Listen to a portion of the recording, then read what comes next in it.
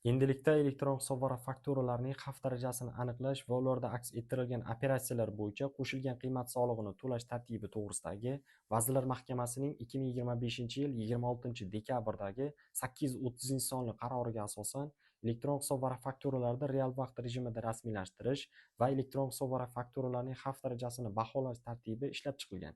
Bunga ko'ra, elektron hisobot va fakturalar ikki xil toifaga bo'linadi. Xavf darajasi yuqori bo'lgan elektron hisobot va fakturalar qizil belgi asosida, xavf darajasi past bo'lgan elektron hisobot va fakturalar yashil belgi asosida baholanadi. Axborot tizimi orqali soliq qonunchiligini buzish ehtimoli yuqori yoki soliqni to'lamaslik bo'yicha rasmiylashtirilgan elektron hisobot va fakturalar qizil belgi asosida belgilanadi. Axborot tizimi orqali soliq qonunchiligini buzish ehtimoli kam yoki bo'lmagan operatsiyalar bo'yicha rasmiylashtirilgan elektron hisobot va fakturalar yashil belgi asosida belgilanadi.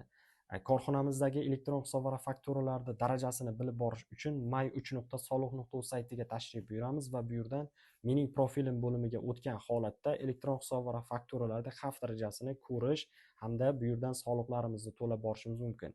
Buni aytishimizdan maqsad nima? Korxonamizdan chiqayotgan va korxonamizga kirayotgan elektron hisobot va fakturalarda kuzatib borsak, albatta, ya'ni 2 marta NDS to'lab qo'ymasligimiz uchun, ya'ni o'zimizni strafovkamizni olgan holatda ish yuritmog'imiz lozim.